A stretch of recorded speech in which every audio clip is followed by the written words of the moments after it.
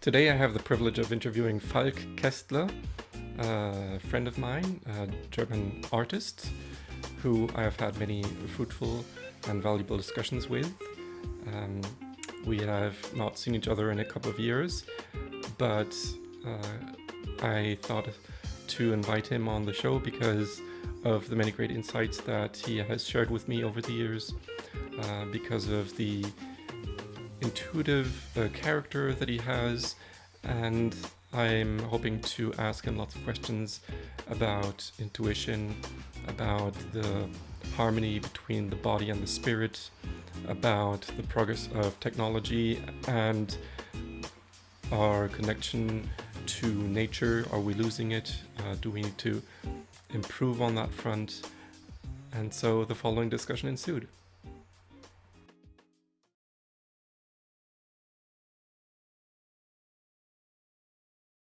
Hello, Nice Falk. to see you today. Yes, it's been a few years. Thank you for having the time to speak to me. The podcast is whoamipodcast.com. Everyone can see our episodes from the past on there. And I thought of my old friend Falk, and that he would be a fitting guest for the podcast because in my view, he is a very intuitive person, a spiritual person, sensitive to some of the signals that a lot of us ignore every day because we spend so much time in our heads. Falk just said earlier to me that a lot of people seem to only want to be their brain connected to a computer and everything else doesn't matter anymore. What is your perspective on the importance of the body and the spirit and sensitivity to lots of different signals, not just material, visible signals? Well, I think human existence is a miracle for everyone. Doesn't matter where you come from, if you're disabled or if you're impaired in any way. There are so many miracles that we completely take for granted, just like thinking. I mean, the way our brain works is completely mesmerizing, and unfortunately, we can't take a look into our own brain, how it functions, but it's just amazing. And I'm very grateful that I can experience life in this form. Sometimes I imagine myself being an animal. I try to see the world through their eyes. I sometimes impersonate a bird flying through a forest, try to imagine how he sees the trees and how he navigates through. And yeah, I think our time has evolved humans to be rather neurotic, self-centered beings that tack their lives after their technical devices. And it's exactly what you say, that we really need to start listening more to our real needs, and that we need to find a balance with all this development. Because it's fun. It's fun to get all the new products, to see all the development, but they're not human development, they're technical development. So it's very questionable if I become a better person or a better character through using new technology. It just doesn't improve my life as much as a good friendship, for example.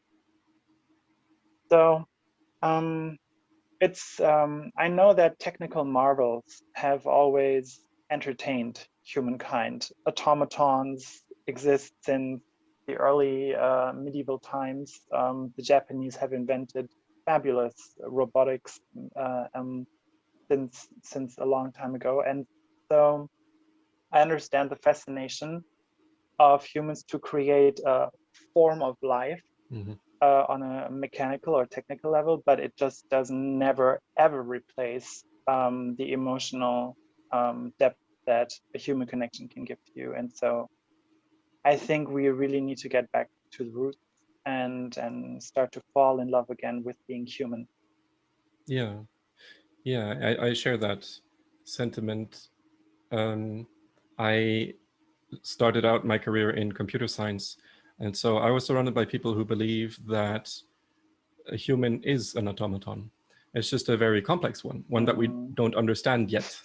because they believe Yeah. that you can reduce everything to formulas.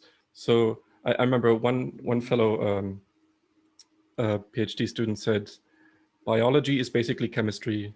Oh, no, he started with sociology is basically biology. Biology is basically chemistry. Chemistry is basically physics. Physics is basically math. And so this is extreme reductionism, but that's what a lot of them believe, even though there's And math no is proof for basically it. very boring. Well, I guess they like the predictability, you know.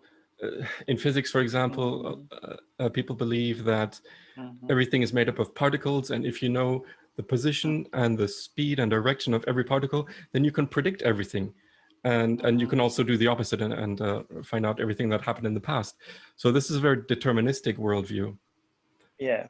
Unfortunately, all of those people made one big mistake because they never understood the value of the exception. And so to live on a planet that is an absolute anomaly, where life thrives and blossoms as it does, it's an absolute exception and anomaly. And I think we need to look at it from this perspective, because in physics we have all these set laws that have certain boundaries, and we know they function to a certain degree, and it's not more than that. But an anomaly always has its own rules that are completely unpredictable, and that's exactly what we are going through in our life. It's completely unpredictable. Nobody knows what the next day will bring, or if you're going to wake up and be a different person because you had a brain hemorrhage or something. It's completely not in your hands. And so our quest for security sometimes brings us to these extremes that are rather unhealthy. I like how you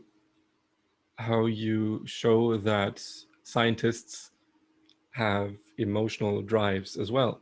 They might not be aware of them because, like I said, they spend a lot of time in their head and they think, oh, it's just so exciting to discover the universe. But actually, it's quite arrogant, or you could say naive of them to postulate laws, or to at least use the word law, because all they're doing is recognizing patterns. But like you said, they have their limitations, and we should never expect that this lawfulness, this predictability, extends to everything in the universe. Well, I think we should also be grateful for people like that, because people who spend a lot of time in their brain, they know how it works. They sacrifice emotions to do other achievements, and that also feeds the system. So we need to have gratitude for every part, for every human who adds a little something on whatever level it is. I mean, that's the concept of accepting the whole. So, of course, I am very emotional. I'm a very soulful person. I turned my job into this. I turned feeling into art, and I translate that into money, and so to sustain my life. So this is where I see my big abilities. That's where I feel that my powers and my talents are, and so I do what's natural and just push forward with it. Yeah, even though my strength is the intellectual side of things, I think it's sad when I see how a lot of funding in the industry and at university goes into the technical, hard sciences, because that's where innovation is in the industry and where money can be made. But that doesn't mean that's only one value that we should use to measure progress and thriving. If we look at world history, it's very interesting to see that there are a couple of people who have changed history until now just by word. There are Mahatma Gandhi, or Jesus Christ, or Confucius, or Buddha, even imaginative figures, historical figures. It doesn't matter, but there is Victor Hugo who said, there is nothing more powerful than an idea whose time has come. And it doesn't matter in which field this type of power happened, but if it's intellectual, then good for you, William, because you will have a big impact on the world. But right now we live in a time where the planet is, you know, being robbed of all the resources that there are, and it will run out. I mean, it's complete nonsense to live in a system that is, as we know, it's going to deplete completely. You know, there's no increase in real value. So the only way how humanity can progress ever is through intelligence, intellect, creativity. It's all the internal processes, and the planet is only here to help us sustain that to the best level, because the factual possible combinations we can make in our brains are far more than anything we could build on as chemical components here on the Earth. So it to me, it makes no sense to go into the material world basically and try to build security there. For me, it's more interesting to go into the spiritual and intellectual world and find content there for the future, because intelligence is a completely undepletable resource. It's interesting how you say that intelligence can always progress further. Albert Einstein said that the level of intelligence that you were at, like you personally or humanity in general, when a problem was created is not sufficient to solve the problem. You need to raise the level of intelligence or perception or whatever is required to find the solution. And that is always possible. So well, our problem right now with resources on the Earth is not necessarily to migrate to Mars, right? No, and that's complete nonsense. It's one of those things where somebody can prove to be the best or to be the first, but it's just completely useless crap. I mean, who cares? Who cares? We have enough problems on this planet that can be solved with all the money that's being wasted on such projects in the name of whatever it is, science or science fiction. But it's complete and utter nonsense. I mean, and those people who do these projects, they will sit there listening to what I say and say, oh my goodness, this artist, he's complete nonsense because he's wasting whatever. But I mean, what really matters at the end of the day is that you can fall asleep with a smile on your face, and that's worth all those things. So but to answer the question, a friend of mine once said, sometimes the right thing to do is not to take a step forward, but to take a step backward. And I think as humanity, the time is right to take a step back because we've overheated so many things. We are overusing the planet. We're overusing everything. It's like a feast where a carnage, where everybody's just devouring whatever they can, and it's just not healthy. It's not right. We need to do some fasting. That are going on. Fasting, yes, detoxing. That's a good thing that you're saying that. Yeah. Fasting is a medically acclaimed healing method in Russia and Germany, for example, where you have fasting retreat. There's this billionaire burned out manager who was thinking about shooting himself, and he had this alcohol, cocaine addiction. And then he did this hardcore fasting marathon of weeks without food and I think 4 days without water or something. Wow. It was very extreme. And he said the physical pain he was in was severe. But once he overcame this threshold, he was freed of all of these bad things that he had suffered from in the past. And so fasting would be very advisable for humankind in our situation. Yeah, for lots of different things. I mean, the body just gets more energy because it is no longer used for digestion. It's no longer used for digestion, and then it can be used to heal the cells. You mentioned the physical world. What else is there? Well, every human has his or her own reality, and we're all individually equipped to navigate between those. So we have the tangible physical world, then we have a sensory world, we have an emotional world, a psychological world, we have a spiritual world. All of those are accessible, more or less, depending on your horizon, I would say, and on your abilities. And so the value of each life is determined by how much you can source from your own reality and bring it into this life to share it with others. I think that is essentially a description that will fit for most of the people who achieve something, because they've worked really hard in their own little world and then brought forth something that they shared with the big wide world outside of themselves. You said it's nice how people complement each other. You know, you have intellectual people, emotional people, inspiration. There is value in every single one. There's no one. Humans are never wasted.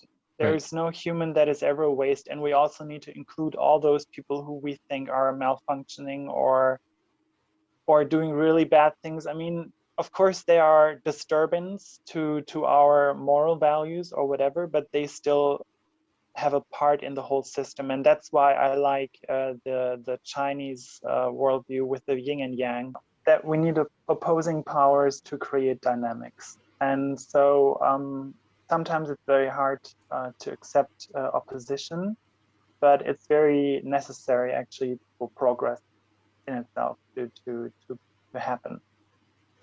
I think ideally these different perspectives and parts should not only be represented in society, but in myself. So I started out with the intellectual side being my strength, and over time I began to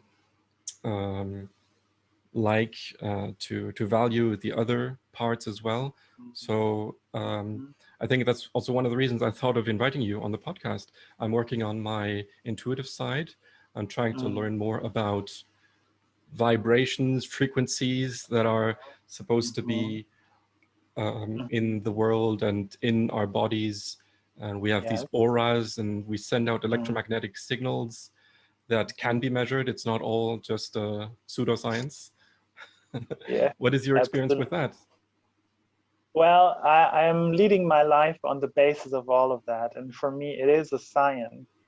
And to the one who's open for it and who's also able to experience that, I can explain it very well, and it will make sense to them. And if I try to explain it to someone who isn't that keen on experiencing invisible, intangible things, then it might be a little bit of a struggle. But I like to compare it to that scene where in a movie a knight is looking for the Holy Grail, and he spots it across an abyss that he has to cross, and there's no bridge, there are no stones and nothing, but the only thing that will hold him in the air is his confidence and the faith. And so he takes a leap of faith forward, and miraculously he does not fall into that abyss, but he stands in the air and then can cross through the entire length of that void to get to the Grail. Is that what the Indiana Jones story is based on? Yes, exactly. Okay. It's that medieval story of faith holding you up. Okay. And that's what I enjoy. You know, some people like rock climbing, and I just like to trust myself that my gut instinct is right.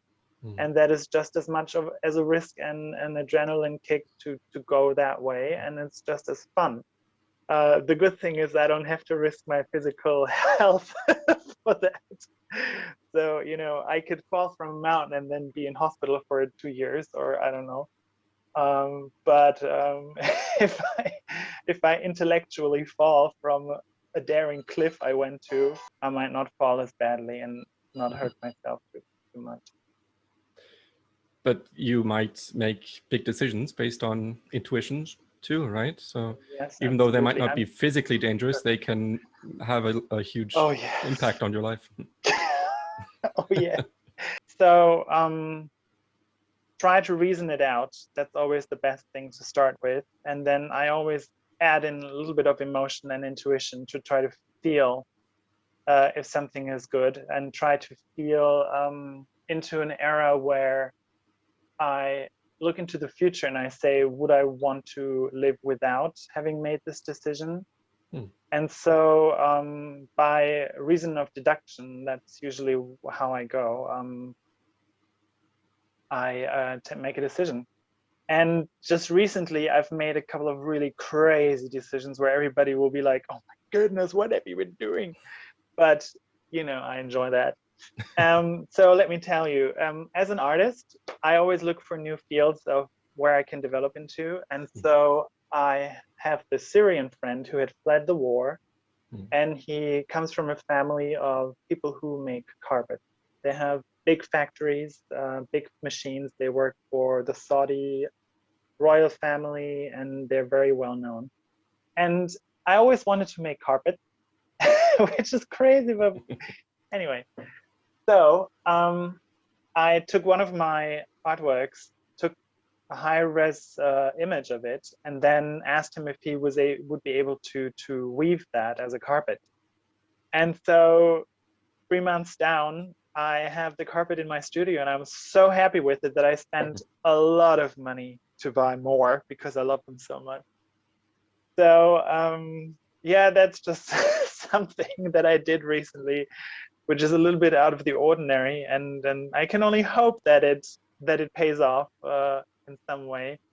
Yeah, but it's something very beautiful, and it goes along with the message we've talked about in the first part, where I said I want to bring people back to nature.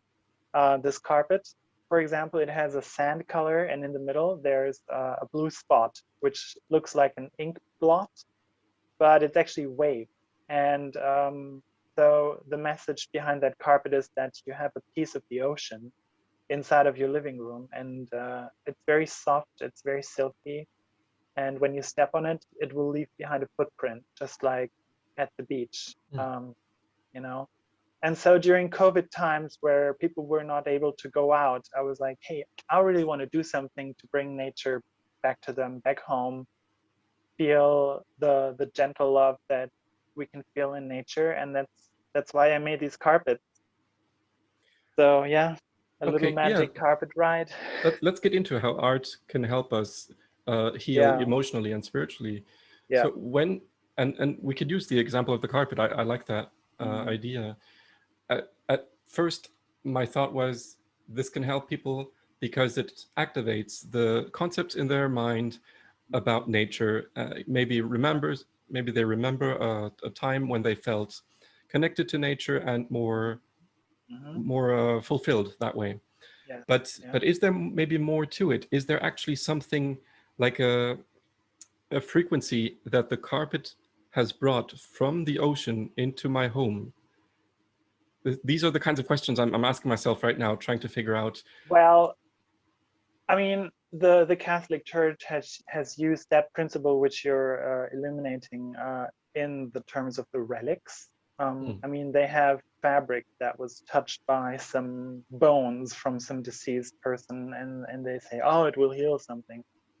But in fact, my carpets haven't been to the ocean. They have not been inside the ocean, but there is a message transmitted in them, a tangible message, because you can touch them. Your body can have a sensory experience. And the other type of message is the message of the artwork, because I chose something that will fit into that. So the connection where you can get something from will be this intellectual connection and the sensory connection that you can make. And it's a double win, because both of them feel very good. And so it enhances the entire experience. Right now, with isolation, everyone is trying to reconstruct the world and the life we had before through virtual Mm-hmm. means, you know, through, Mm-hmm. well, what we're doing right now is a conversation where Yeah. the natural way would be for us to be in the same room or, you know, in near each Yeah. other and actually see Yeah. each other directly and use air to transmit sounds Mm-hmm. rather than a microphone and a speaker and a screen and a camera. So Yeah. what do you think gets lost in this simulated All life? these sensory things. I mean, when we look at how people are born, we're surrounded in our mother's womb by water. As we know, water is not very compressible, so all the frequencies, all the waves, they travel through this water in the womb and they reach our skin and they Mhm. get into our body, basically into our physical memory. And so, you know, this void of COVID, this sensory void of COVID, it's not very healthy, and it's that's why antidepressants are very common. Mhm. You know, the big boost for that industry, yay! But it's ridiculous. I mean, we shouldn't live like that. It's not what we're meant to be, and not how we're happy. Yeah, that's another big issue. We're trying to force health, you could say. Mm-hmm. We're trying Yeah. to reconstruct health in an artificial way, you know, doing everything the material way, uh, sending a so-called vaccine into people's physical system that Mm-hmm. will create the virus in order to build the antibodies. So Mm-hmm. this is a very new way of Actually, immunizing. no, actually, this has always been exactly like that. I mean, the story of immunizing is exactly that, that you very slowly poison someone to Mm, create an anti-poison. So that's how it's done. It's very normal. Um, um, However, I feel that our emotional health is just suffering more than our physical mhm, health. I mean, we if we talk about this pandemic, um, we know that people who suffer fatally or long term in terms of long term suffering, they're the exception. So and they will always be the exception. It doesn't matter how many mutations there are in this virus; it will just affect a certain amount of people badly, mhm. and the rest they will have, like, the little symptoms of cold. And so I'm like, oh my goodness, what are we doing? Why are we doing so much against that? It's not adequate in my in my personal opinion. Would you like A little bit too homeopathic much. methods to be more common, I don't or? know. It's nature is trying to show us that we can continue Mhm, the way we have with COVID. I like to compare COVID with the sinking of the Titanic, and the Titanic is the globalized economy, mhm, and our human pride that we are unbeatable and that we are stronger than Mother Nature. So it's for me, it's like arm wrestling. Our Western developed world against Mother Nature and her laws and what she thinks is best. mm, And I'm like, well, whatever $1 billion you put in that, you will never win that fight. Just leave it. Just let it go. You will gain more experience and learning from that than by trying to beat um, the system where you have actually come from. yeah. Because Mother Earth is more experienced than we are. We are what? I'm 34. How can I try to tell Mother Earth, who is a couple of million years old? I mean, that's it doesn't make sense. And we've built systems like these big termite colonies, these castles. This is what I sometimes compare humanity to. We make war between these colonies Mm, sometimes, but someday they'll just die out. They will become empty because they've grown too big. They've overcooked themselves, basically. And that's where we're heading towards. We're overheating everything, and we need to really cool down. yeah. Calm So down, cool so we've down. we've used greed as an orientation of what Mm, direction to move in, and we've yeah, kind of forced everyone to go along by yeah, making their livelihood dependent on the economy that has been built for them. So yeah. what can we do to reunite with nature and to cool down this system? Well, we have to, the first step is to really start loving yourself as a human being and not as a means for a career. I mean, I always say my career won't come to my funeral, and my bank account will not shed a single tear when I'm gone. The only thing that really matters is um, the people that I love and the people who love me, and the impact that I leave behind. Um, I really worry that greed and money is like a new type of world religion that affects even the last Indian in the Amazon jungle or in Indonesia.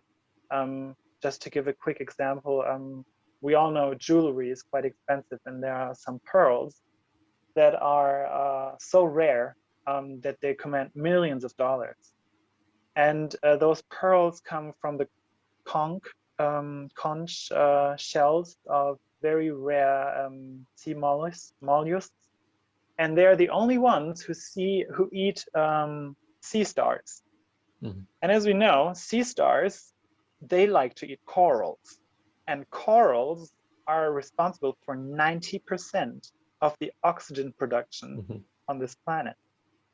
So these poor Indians, these poor natives in Indonesia, they go around killing all these conch shells, all these conch animals to maybe find one pearl in 10,000 killed animals, and then sell it for, I don't know, $2,000, Mhm. and basically create a chain reaction that kills the entire marine ecosystem in this region.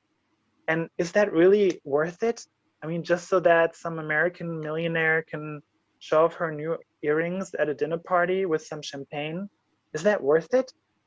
Come on, we're better than that.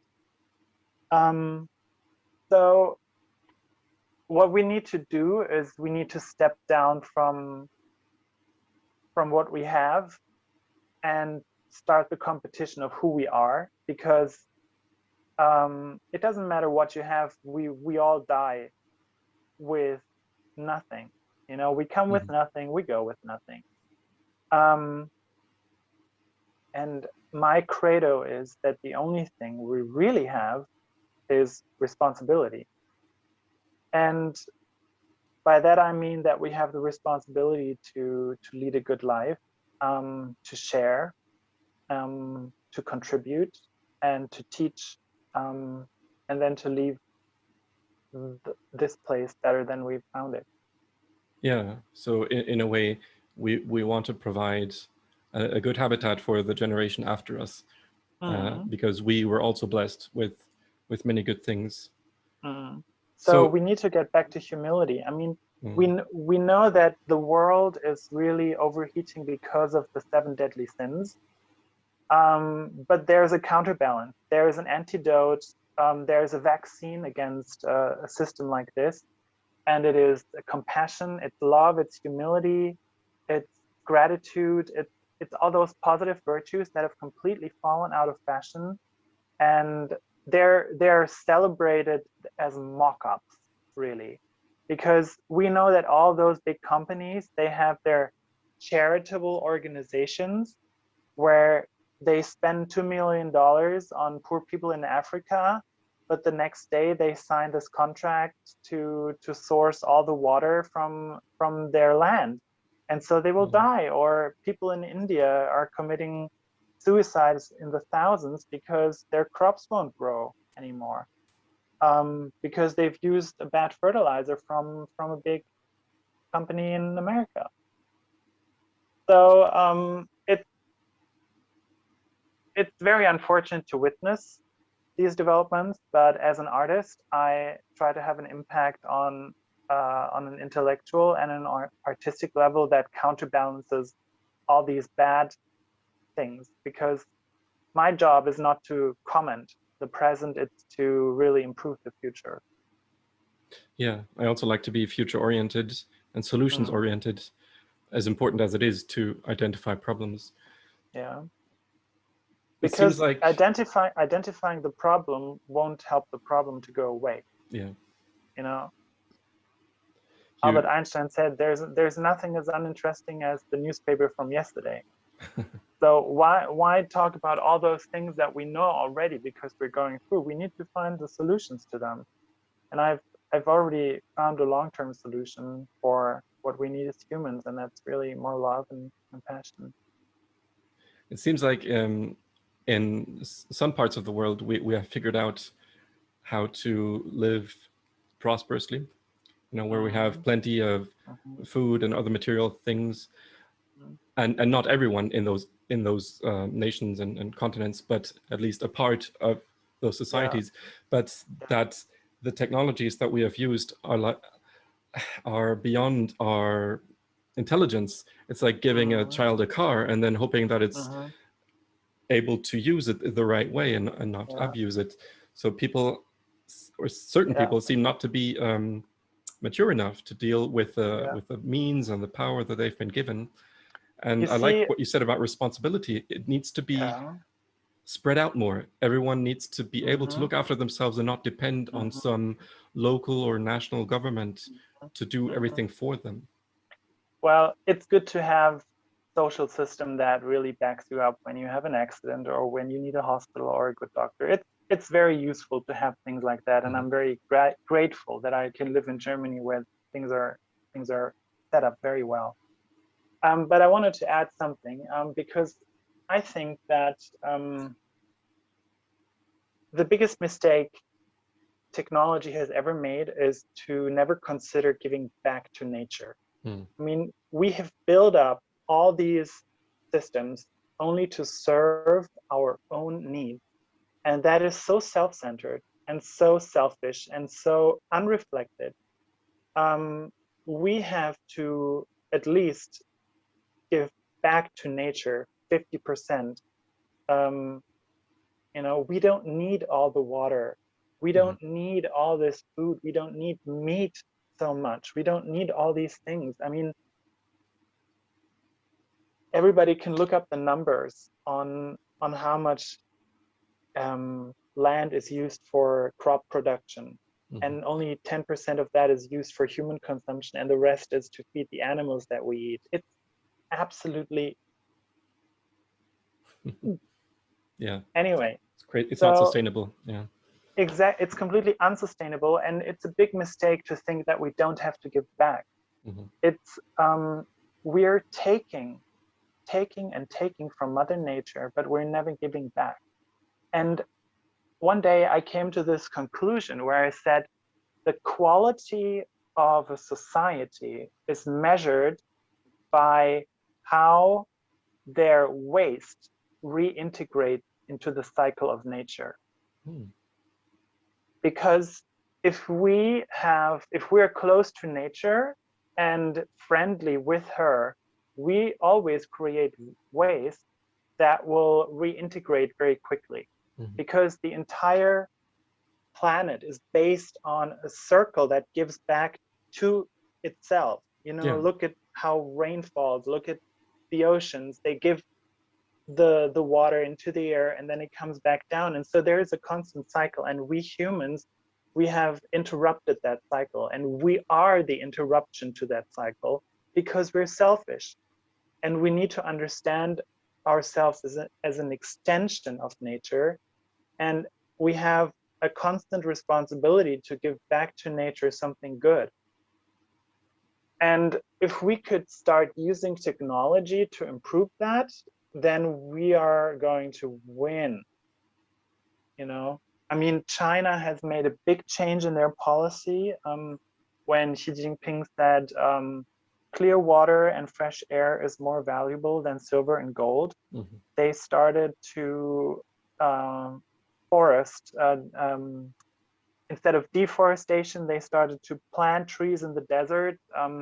They started to plant millions of hectares of forest around their mega cities to clear up the air, and they're doing very good. They've come up with a new fertilizer component that is so inexpensive that it beats all the chemical products on the market, and it is made from the byproduct of rice production.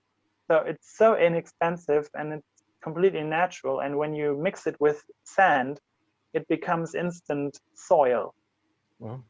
It's ingenious. It's ingenious. I mean, I hope that they will push this forward, because sometimes nations just come up with these really big inventions that can benefit and save an entire world. And I think the Chinese are onto something big with that. And I'm glad that they followed the principle that I highlighted earlier and start to give back to nature with technology. Yeah, there are plenty of inventions by people to clean up the mess we make, for free energy. I'm watching a documentary on that right now called Thrive. Yeah. Yeah. Thorium is a solution. It's a complete alternative to a radioactive energy sourcing.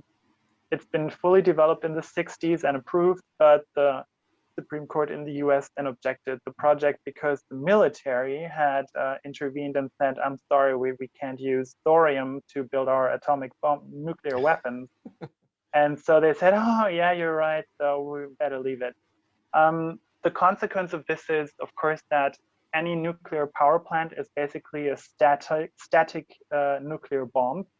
And all the waste is very harmful. For so long, it's, I don't know who in the world with good reason could say that this is efficient.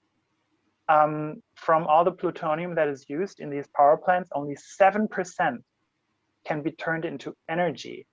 And then the material is so brittle that no further energy can be extracted. So it has to go into these dumps and sit there for 50,000 years. With thorium, you can convert 99.9% of thorium into energy, and it's very mildly radioactive, and there's almost no waste at all that is left behind. So, you know, we just need Elon Musk to get on and do the thing, and then we're all happy. Is he into thorium and alternative energy sources? I don't know if you've ever heard of it. I mean, his mind is occupied with all these like space races. Who cares? Whatever. It's ridiculous. I mean, what does he want to do on the moon? Plant salad? If we have all the ingenuity we need to solve these problems, what is missing? What's blocking them? You mentioned the Supreme Courts, but so is it the urgency, or is something blocking the thinking of people? Usually people need a really big hit on their face to know that they're going the wrong way. And so humanity will face its own extinction to a large degree in the next couple of years because of their stupidity and greed, but that's how it's always been. So we just need to hope for the best. That we're not the movie, ones. The Day the Earth Stood Still, I think is the name. I haven't seen that one. Keanu Reeves is an alien, and he comes to Earth. He comes to save the Earth from humanity, because that's great. Yeah, because the Earth doesn't need humans. Humans need the Earth to survive. The Earth will survive long after we're gone, unless we destroy it completely. But humans also need humans to survive. So it's all interdependable. There's no one who can be left out. Basically, it's crazy to think like that, but it is. And we've just lost focus. I think humanity really lost focus. We're serving systems, we're serving interests and contracts, but we're not serving humanity. We're not serving the big goal. We're not serving sustainability, or we're not serving a better future, you know, and the systems, politically, economically, they all need to readapt themselves to that. And Germany had the best chancellors right after the war, after the Second World War, because everybody was on the same level. Everybody had nothing. So you know, they were all in the same boat, and they said, let's go build it up back together. And Adenauer, so, right? yeah, Adenauer, and so on. Just the first couple of chancellors, Willy Mhm. Brandt, Helmut Schmidt. So, and now then, after Germany was built up again and everything was going, all of a sudden there was a shift in politics where the needs of the people were not interesting anymore. It was only to sustain a functioning economy. And so that's what we're witnessing today, because, you know, everything is just done for the sake of the economy, and that's not what it's about. My life is not about the economy.